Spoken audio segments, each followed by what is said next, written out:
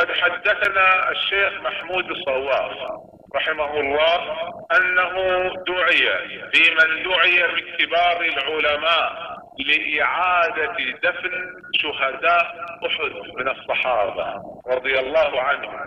مقبرة شهداء أحد مقبرة معروفة، أصابها سيل فانكشفت الجثث، دعي مجموعة من كبار العلماء لإعادة دفن هؤلاء الصحابة. ويحدثنا الشيخ محمود الصواف أنه حضر ذلك بنفسه، الشيخ محمد محمود الصواف، فيقول: فممن دفنت حمزة رضي الله عنه.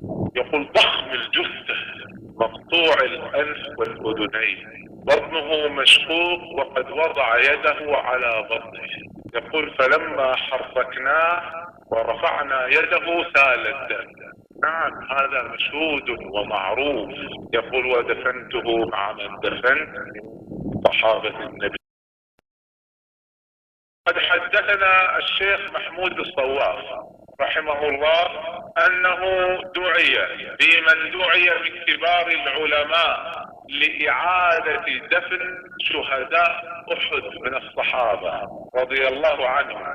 مقبرة شهداء أحد مقبرة معروفة، أصابها سيل فانكشفت الجثث،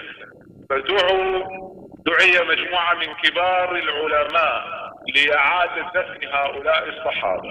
ويحدثنا الشيخ محمود الصواف أنه حضر ذلك بنفسه، الشيخ محمد محمود الصواف، فيقول: فممن دفنت حمزة رضي الله عنه. يقول: ضخم الجثة، مقطوع الأنف والأذنين، بطنه مشقوق وقد وضع يده على بطنه. يقول: فلما حركناه ورفعنا يده سال الدم. نعم، هذا مشهود ومعروف. يقول: ودفنته مع من دفنت صحابة النبي.